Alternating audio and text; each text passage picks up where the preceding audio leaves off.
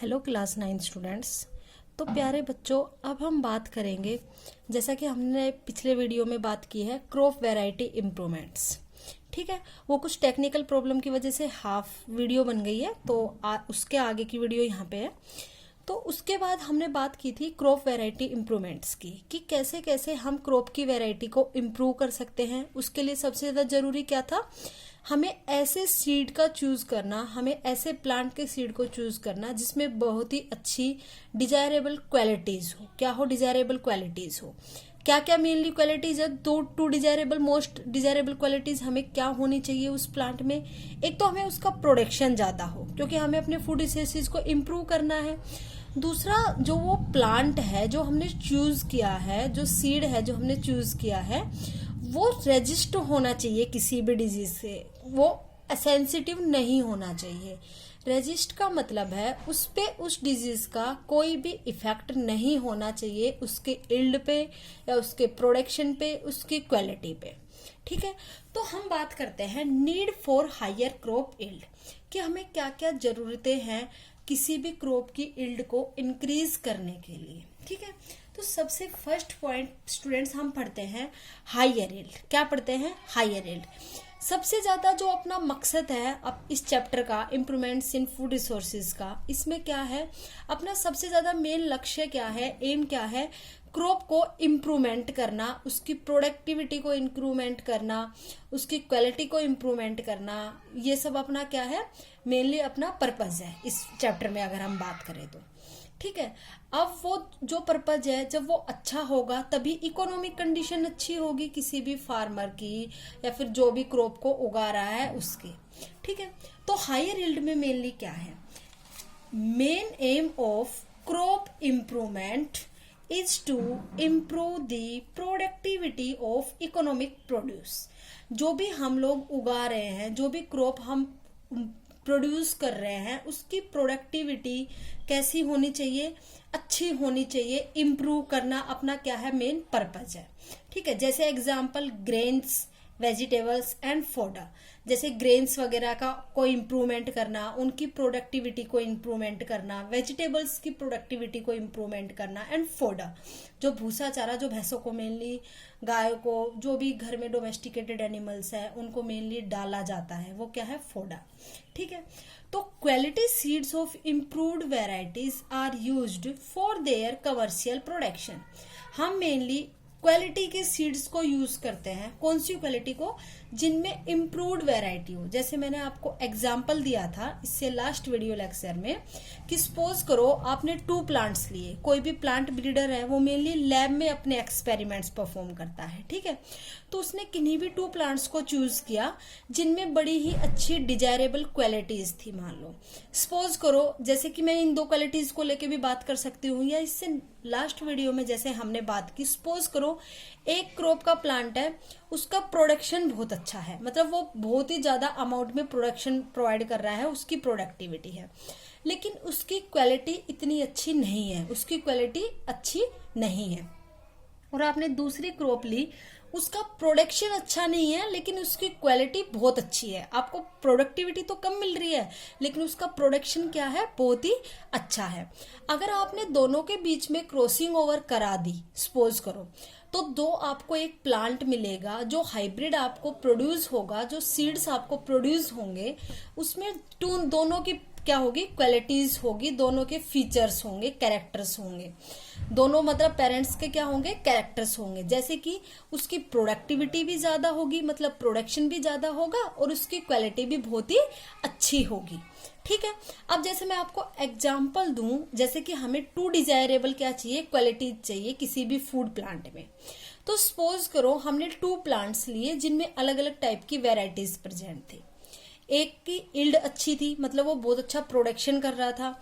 Second जो आपने plant लिया उसमें ये वैरायटी थी कि वो प्लांट रेजिस्ट था किसी भी डिजीज से। क्या था? रेजिस्ट था। तो आपने दोनों के बीच में क्या करा दिया, क्रॉसिंग ओवर करा दी। क्या करा दिया? क्रॉस ओवर करा दिया, हाइब्रिडाइजेशन करा दिया। तो आपको एक हाइब्रिड जो प्लांट मिलेगा, तो आपने अब जो क्रॉसिंग ओवर कराई है 2 प्लांट वेराइटीज के बीच में, एक तो वेराइटी आपने क्या ली है प्लांट में कि उसकी इल्ड है, उसकी प्रोडक्टिविटी है वो क्या होगी, ज्यादा होगी।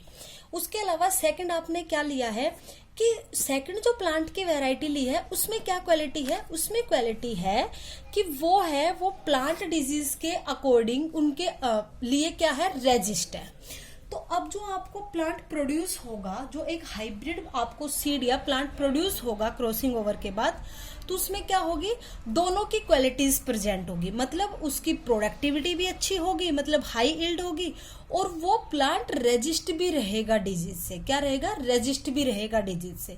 तो मैंने आपको 2 एग्जांपल्स दिए हैं, एक तो प्रोडक्शन और क्वालिटी के बेसिस पे, दूसरा हाई यील्ड और रेजिस्टेंस टू डिजीज के बेसिस पे।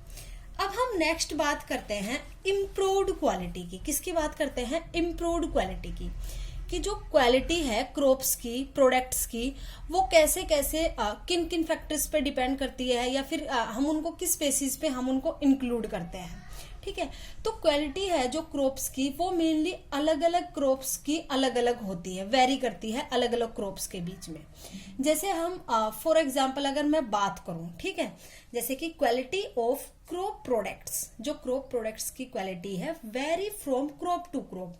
जैसे क्वालिटी का मतलब है कि उसमें कितने जैसे कि सपोज करो हमने फॉर एग्जांपल हमने ले लिया मस्टर्ड। अब वो क्या है, एक मस्टर्ड से ऑयल निकलता है, सरसों का तेल निकलता है, तो हम उसमें देखेंगे कि जो उसकी सीड्स है उसमें कितना ऑयल प्रेजेंट है, तो अपने लिए वो क्या है, एक प्रोडक्शन है। क्या है वो, प्रोडक्शन है। उसकी क्वालिटी कैसी है, हम उसकी बात करेंगे। उसके अलावा अगर हम बात करें स्टार्च की, आपने मान लो आलू उगाए हैं, पोटैटोज, उनमें कितना कार्बोहाइड्रेट प्रेजेंट है ये देखेंगे हम, तो ये एक टाइप से क्वालिटी हो गई। तो अलग अलग क्रॉप की जो क्वालिटी है वो अलग अलग किसी भी क्रॉप के प्रोडक्ट्स की जो क्वालिटी है वो अलग अलग क्रॉप पे क्या करती है, डिपेंड करती है, अलग अलग क्रॉप की अलग अलग होती है।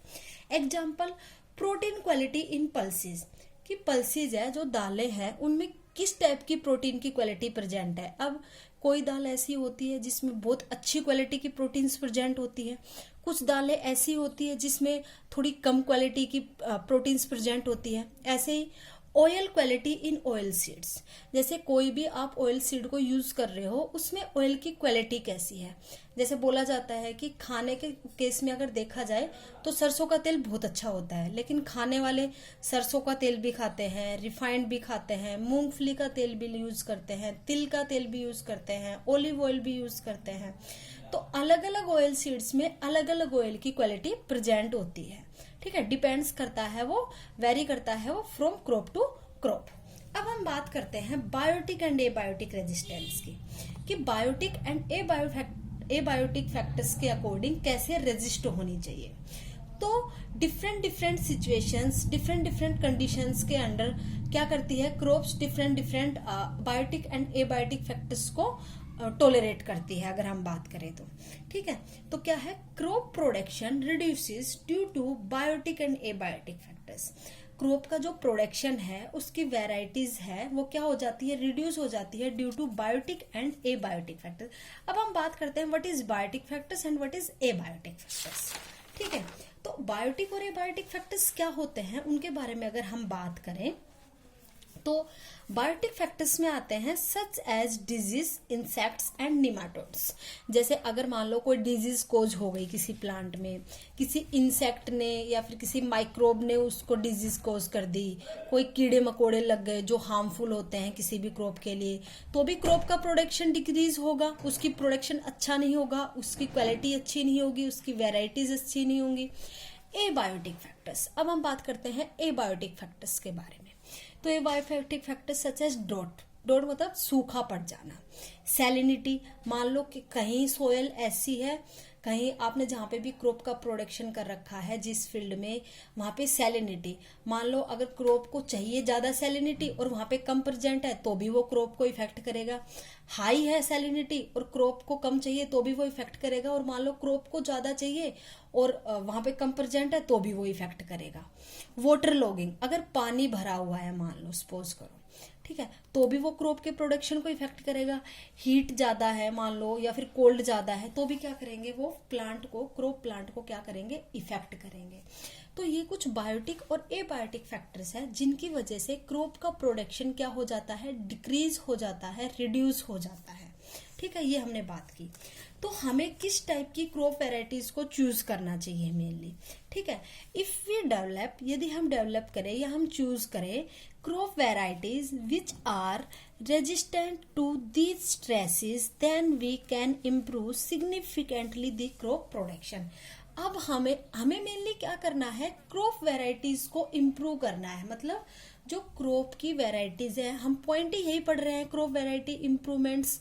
तो हमें ऐसी क्रॉप की वेराइटीज, ऐसी प्लांट की वेराइटीज को इम्प्रूव करना है, उनके बीच में क्रॉस ओवर कराना है, जिससे हमें किसी भी क्रॉप का, किसी भी प्लांट का प्रोडक्शन है वो अच्छे से अच्छा हो सके, उसकी क्वालिटी अच्छी से अच्छी हो सके।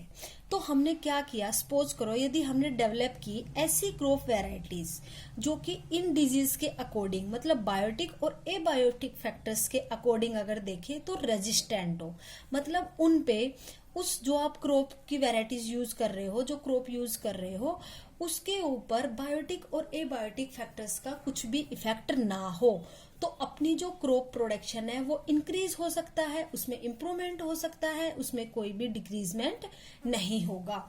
तो हमें ऐसी क्रॉप की वेराइटीज को इम्प्रूव, मतलब चूज करना है या डेवलप करना है क्रॉसिंग ओवर के थ्रू या हाइब्रिडाइजेशन के थ्रू, ताकि जो हमें प्रोड्यूस हो, जो ऑफस्प्रिंग प्रोड्यूस हो या फिर जो हाइब्रिड फॉर्म आपको प्रोड्यूस हो, उसमें क्या इन स्ट्रेसेस के कंडीशन के अकॉर्डिंग वो रेजिस्ट हो। जो स्ट्रेसेस है बायोटिक और एबायोटिक फैक्टर्स, इनके अकॉर्डिंग वो क्या हो, रेजिस्ट हो। क्या हो, रेजिस्ट हो।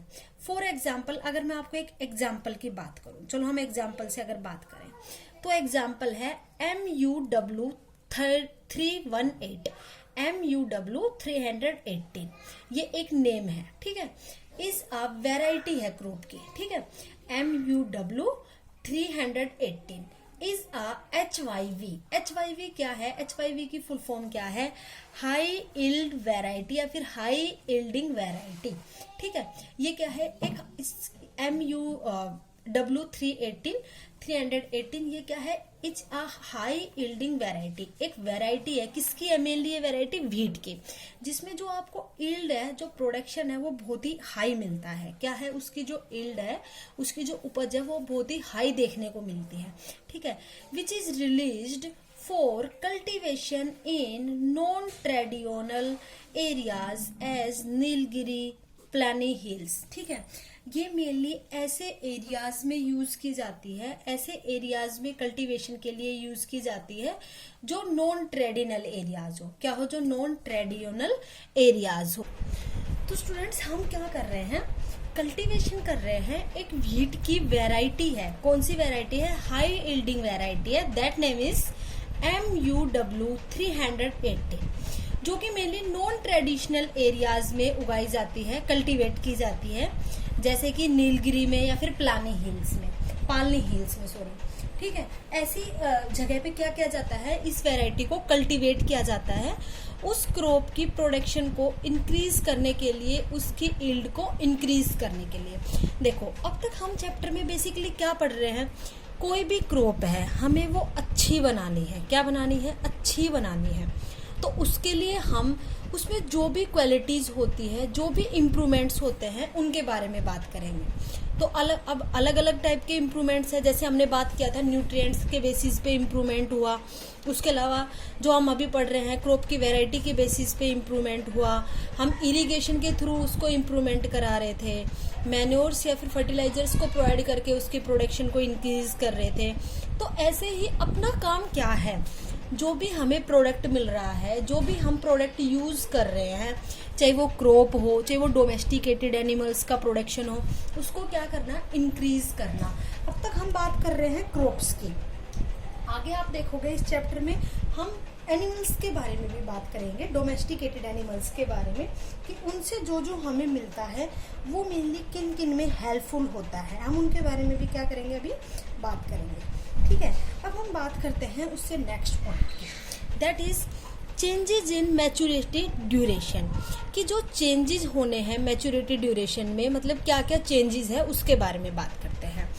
Uniform maturity will make the harvesting process easy and reduce the loss of produce during harvesting. अब जैसे आपने कोई भी क्रॉप उगाई तो आपने देखा है काफ़ी प्लांट्स ऐसे होते हैं जो पहले मैच्योर हो जाते हैं, काफ़ी प्लांट्स ऐसे होते हैं जो बाद में मैच्योर होते हैं। तो इसकी वजह से क्या होता है, लॉस होता है उसके प्रोडक्शन में। लेकिन यदि वो यूनिफॉर्मली सभी प्लांट्स एक साथ मैच्योर हो जाए, एक साथ वो फ्रूटिंग करे, एक साथ वो फ्लावरिंग करे, तो उनकी जो हार्वेस्टिंग है वो भी इजी हो जाएगी। और जो हमें लॉस हो रहा है उनकी मैच्योरिटी में चेंजेस की वजह से, उनमें ड्यूरेशन की चेंजेस की वजह से, वो लॉस भी हमें नहीं होगा। जो क्रॉप का प्रोडक्शन है वो भी सही बना रहेगा और उसकी हार्वेस्टिंग भी क्या हो जाएगी, इजी हो जाएगी, यदि यूनिफॉर्मली मैच्योर हो जाए सभी प्लांट्स, तो मतलब एक साथ मैच्योर हो जाए तो। अब हम नेक्स्ट पॉइंट की बात करते हैं, that is photo insensitivity and thermo insensitivity. Photo insensitivity and thermo insensitivity का मतलब क्या है? Development of photo insensitive and thermo insensitive crop varieties will help in crossing the cultivation boundaries. ठीक है, अब आपको पता है फोटो सेंसिटिविटी इनसेंसिटिविटी का मतलब है, अब देखो कोई चीज सेंसिटिव है तो वो इफेक्ट करेगी, अब वो इनसेंसिटिविटी हो गई मतलब वो रेजिस्ट है। फोटो का मतलब लाइट से भी रेजिस्ट हो, थर्मो मतलब टेम्परेचर से भी क्या हो, इनसेंसिटिव हो, रेजिस्ट हो। अब हम उसकी बात करते हैं। तो हम ऐसी क्रॉप वेराइटीज को डेवलप कराएंगे क्रॉसिंग की हेल्प से। क्रॉसिंग मेनली हम कोई भी वैरायटी जो इम्प्रूव करा रहे हैं, कोई भी वैरायटी लेके आ रहे हैं किसी भी हाइब्रिड सीड में, वो क्रॉसिंग के द्वारा ही लेके आ रहे हैं, या फिर हम उसको टर्म देते हैं हाइब्रिडाइजेशन। देखो मैं आपको उसका नाम अभी बता देती हूँ, आगे हम उसके बारे में डिटेल स्टडी करेंगे। हाइब्रिडाइजेशन,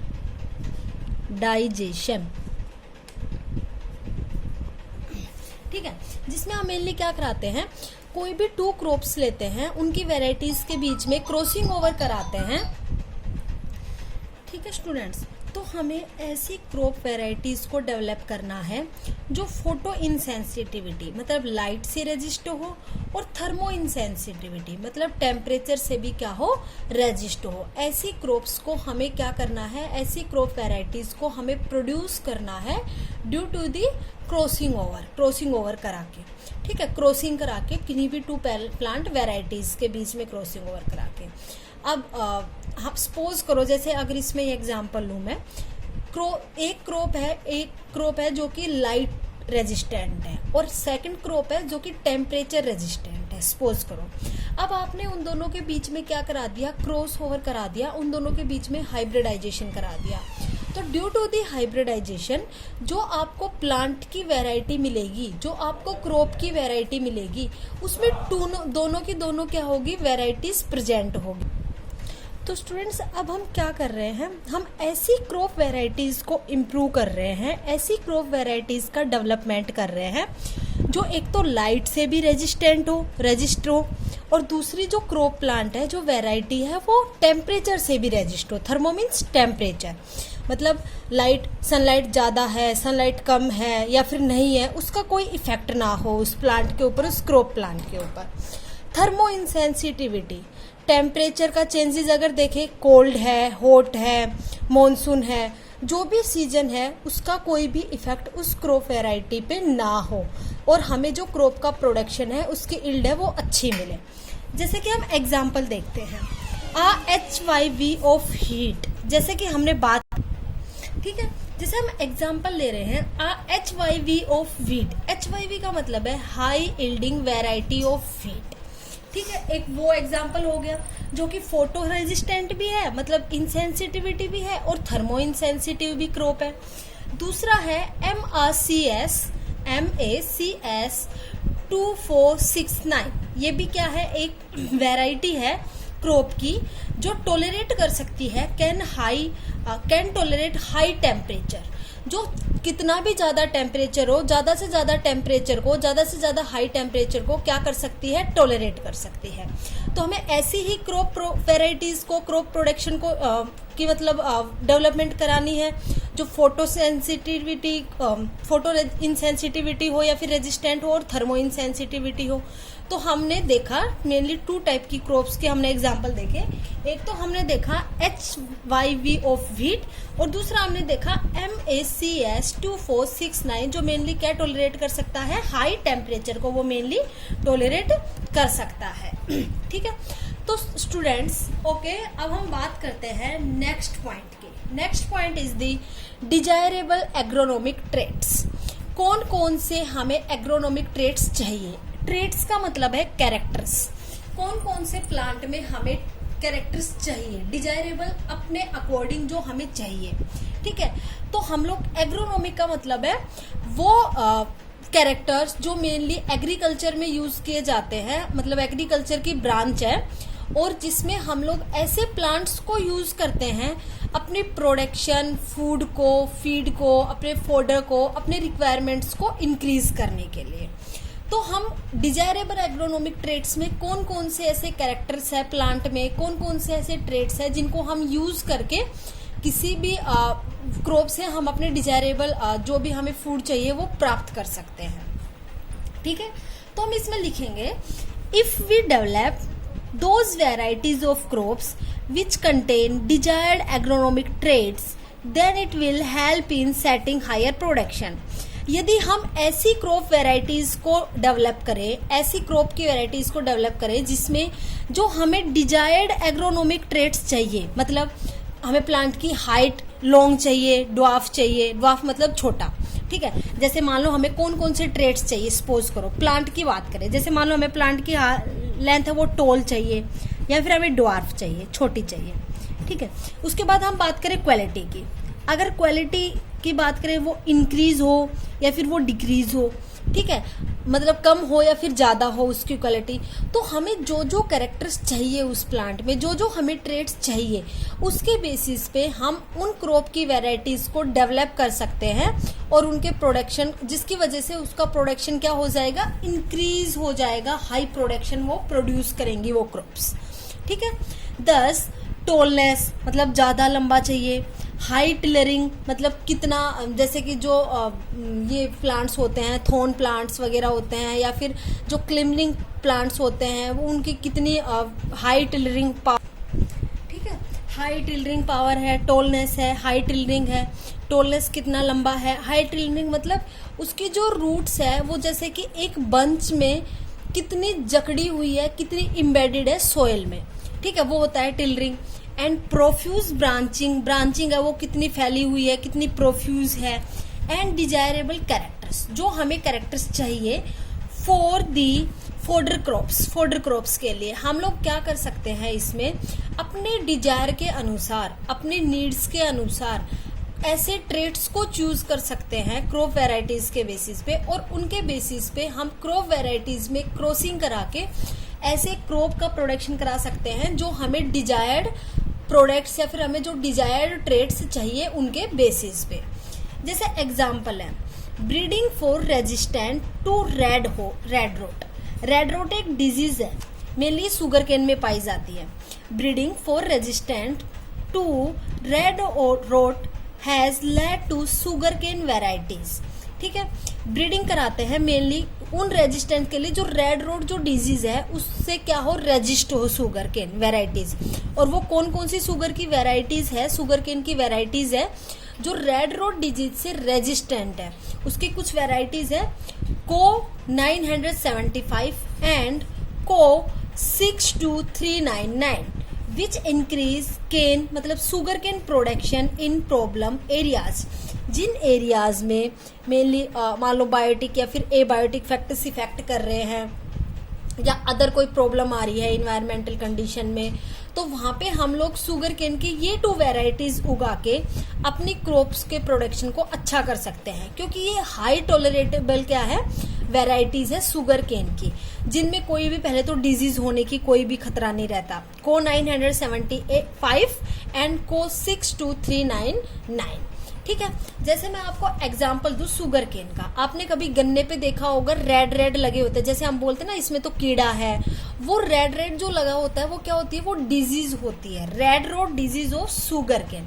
देखो जैसे मैं आपको एक पिक दिखाती हूँ, ठीक है। जैसे आप देखो इस पिक को देख रहे हो, तो ये क्या है, गन्ने का प्लांट है, और इस पे जो आपको ये दिखाई दे रहे हैं रेड रेड, ये क्या है, रेड रोड डिजीज है। क्या है, रेड रोड डिजीज है शुगर केन की। तो ऐसे ही क्या हो जाती है, शुगर केन में कुछ डिजीज, जो डिजीज है रेड रोड, उससे अगेंस्ट या उससे रेजिस्ट 2 टाइप की वेराइटीज है शुगर केन को, जो मेनली शुगर केन के प्रोडक्शन को इंक्रीज करती है, मेनली उन एरियाज में जहाँ पे कोई भी इन्वायरमेंटल कंडीशनल प्रॉब्लम हो या फिर अदर प्रॉब्लम्स हो उन एरियाज में। ओके स्टूडेंट्स, इतना आया बच्चों आपको समझ में?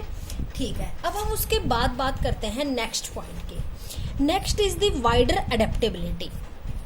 एडेप्टेबिलिटी का मतलब है किसी भी इन्वायरमेंट के अकॉर्डिंग उसमें अडेप्ट हो जाना, उस इन्वायरमेंट के अकॉर्डिंग ढल जाना। तो वाइडर एडेप्टेबिलिटी में क्या है, crops which can grow in different environmental conditions. अब क्रॉप्स है वो अलग अलग इन्वायरमेंटल कंडीशन में ग्रो करती है। कोई क्रॉप है वो ज़्यादा पानी में ग्रो करती है। फॉर एग्जांपल मैंने आपको दिया था राइस, चावल जो है वो पैडी क्रॉप्स है, वो मेनली वाटर में ग्रो करती है। व्हीट हो गया, वो अलग, उसको अलग रिक्वायरमेंट्स चाहिए, अलग इन्वायरमेंटल कंडीशंस चाहिए अडेप्ट होने के लिए। ठीक है। अब आप एग्जाम्पल ले लो, मस्टर्ड का ले लो और आप बाजरे का ले लो। अब मस्टर्ड के लिए सर्दी जरूरी है। ठीक है। मस्टर्ड गर्मियों के टाइम में फुल्ली अच्छे से डेवलप भी नहीं हो पाएगी और वो ना ही अच्छा प्रोडक्शन दे पाएगी। तो इसलिए हम सर्दियों में किसको उगाते हैं, मेनली सरसों को, और अब गर्मियों में बाजरे को। तो अगर आप इनका सीजन एक्सचेंज कर दो, इनके इन्वायरमेंटल कंडीशन एक्सचेंज कर दो, मतलब मस्टर्ड को तो आप गर्मियों में ग्रो कराओ और फिर बाजरे को आप सर्दियों में ग्रो कराओ, तो क्रॉप प्रोडक्शन में रिड्यूसमेंट होगा, मतलब रिड्यूसिंग होगी उसकी क्रॉप प्रोडक्शन है, वो अच्छे से नहीं हो पाएगा, इंक्रीमेंट नहीं होगा, सारा डिक्रीज ही होगा। तो जरूरी है कि किसी भी, तो आप क्या कर सकते हो कि अलग अलग क्रॉप को अलग अलग इन्वायरमेंटल कंडीशन की ज़रूरत होती है। जैसे कि मैंने आपको एग्जांपल दिया है बाजरे का और मस्टर्ड का। अगर मस्टर्ड आप गर्मियों में लगाओ और बाजरे को अगर आप सर्दियों में लगाओ, एक्सचेंज करके बता रही हूँ मैं, ठीक है। अगर आपने ग्रो कराया तो उनकी यील्ड अच्छी नहीं होगी। ठीक है। ऐसे ही अगर हम एग्जाम्पल लें, एग्जाम्पल है ICPH8। ICPH8 ये क्रॉप की वेराइटीज है जो मैं आपको बता रही हूँ। ICPH8 is a hybrid pigeon pea. Pigeon pea मतलब होता है चना plant which takes a short duration to mature. ICPH8 एक वेराइटी है, एक हाइब्रिड वेराइटी है पिजन पी प्लांट की, जो शॉर्ट ड्यूरेशन, कम टाइम में क्या हो जाती है, मैच्योर हो जाती है, मतलब फ्लावरिंग फ्रूटनिंग आ जाती है। ठीक है। एस्केप्स डिजीज सच एज, जिसकी वजह से जल्दी मैच्योर हो जाती है, जिसकी वजह से इसमें ये डिजीज होने के चांसेस क्या हो जाते हैं, कम हो जाते हैं। फ्यूजेरियम विल्ट एक तो, एंड स्टेरिलिटी मोजाइक क्या हो जाते हैं, fusarium wilt and sterility Mosaic, ये 2 टाइप की डिजीज है जो क्या हो जाती है, इनके चांसेस होने के, उस फसल में होने के चांसेस क्या हो जाते हैं, डिक्रीज हो जाते हैं, कम हो जाते हैं। देखो स्टूडेंट्स, अगर मैं बात करूं फ्यूजेरियम विल्ट की, तो फ्यूजेरियम विल्ट कुछ इस टाइप की डिजीज होती है, कुछ इस टाइप की डिजीज होती है। ठीक है। तो अब हमने क्या बात की है, ICPH8 की जो वैरायटी है वो आपने उगाई, वो पिजन पी की क्या है, एक हाइब्रिड वैरायटी है। ठीक है। आपने उसको उगाया, अब उसका ड्यूरेशन क्या है, शॉर्ट ड्यूरेशन है मैच्योरिटी के लिए। ठीक है। अब सोचो अगर उसका ड्यूरेशन लॉन्ग हुआ, तो उस लॉन्ग ड्यूरेशन मतलब वो ज्यादा टाइम में अगर पकी, ज्यादा टाइम में अगर मैच्योर हुई, तो उसमें फ्यूजेरियम विल्ट होने के और स्टेरिलिटी मोजाइल डिजीज होने के क्या है, चांसेस ज्यादा है। वो शॉर्ट ड्यूरेशन में अपने आप को मैच्योर कर लेती है, इसलिए उसमें फ्यूजेरियम विल्ट के चांसेस क्या है, कम है। देखो जैसे आपको दिखाई दे रहा होगा ना, लीव्स है ये सड़ने लग गई, ये क्या है, due to the long duration ये कौन सी डिजीज अकर हो गई, फ्यूजेरियम विल्ट। कौन सी, फ्यूजेरियम विल्ट। आप इसकी और भी पिक्स गूगल पे देख सकते हो, स्टेरिलिटी मोजाइक की पिक्स दे सकते हो, जिसमें स्टेरिलिटी का मतलब है, मैंने आपको बताया भी हुआ है कि एक होता है फर्टिलिटी, एक होता है स्टेरिलिटी। तो फर्टिलिटी का मतलब होता है कोई भी चीज है वो उपजाऊ है, वो आगे भी अपने सीड्स प्रोड्यूस कर रही है। स्टेरिलिटी का मतलब है कि वो अपने सीड्स प्रोड्यूस नहीं कर रही है, वो स्टेराइल कंडीशन में है। ठीक है। And yields 30 to 40% more than the popular breed. आप इससे क्या करा सकते हो, मेनली जो ये हाइब्रिड क्रॉप है जिसकी ड्यूरेशन शॉर्ट है मैच्योर होने की, इसकी वजह से जो आपको यील्ड होगी वो 30 to 40% ज्यादा होगी अदर जो ब्रीड है, अदर जो क्रॉप की जो वेराइटीज है पिजन पी की, उनके कंपैरिजन में। ठीक है। It performs well under drought as well as high moisture condition. आप इसको मेनली कहाँ परफॉर्म कर सकते हो? अंडर ड्रोट, जहाँ पे सूखा हो, as well as high moisture condition, या फिर जहाँ पे ज्यादा पानी हो, जहाँ पे ज्यादा मॉइस्चर हो, उस जगह आप इनको क्या कर सकते हो? परफॉर्म कर सकते हो। इन हाइब्रिड पिजन पी को यूज करके देख सकते हो। तो एडेप्टेबिलिटी का मतलब है कोई भी क्रॉप है वो अडेप्ट हो गई है उसके अकॉर्डिंग, उस एनवायरमेंटल कंडीशन के अकॉर्डिंग, और वो अब इसमें ग्रो कर सकती है। अब एडेप्टेबिलिटी का अगर मैं आपको और एग्जांपल दूं, सपोज करो डेजर्ट और एक हमारा एरिया ले अगर हम। अब जो डेजर्ट के लोग हैं अगर वो इतनी ज्यादा धूप में रहते हैं, विदाउट वाटर भी रहते हैं, लेकिन अगर आप वहां पे गए तो क्या आप सरवाइव कर पाओगे? नहीं कर पाओगे, क्योंकि आप वहां के एनवायरमेंटल कंडीशन के अकॉर्डिंग क्या नहीं हो? अडेप्ट नहीं हो। इसलिए किसी को भी ग्रो करने के लिए, प्रॉपर डेवलपमेंट के लिए, अच्छे प्रोडक्शन के लिए एडेप्टेबिलिटी, उसका अडेप्ट होना बहुत ही नेसेसरी है। ठीक है स्टूडेंट्स, तो आज हमने बात की है क्रॉप वैरायटी इम्प्रूवमेंट्स के फर्स्ट पॉइंट के बारे में कि हमें क्या क्या जरूरतें हैं किसी भी क्रॉप यील्ड को इंक्रीज करने के लिए। उसके आगे का पोर्शन हम नेक्स्ट वीडियो में बात करेंगे स्टूडेंट्स। तो आज के वीडियो लेक्चर में अगर आपको कोई भी डाउट हो तो आप एक पेज पे नोट कर लीजिएगा, और जब भी आपका डाउट सेशन हो आप उसमें मुझसे पूछ सकते हो। ठीक है स्टूडेंट्स, थैंक यू प्यारे बच्चों।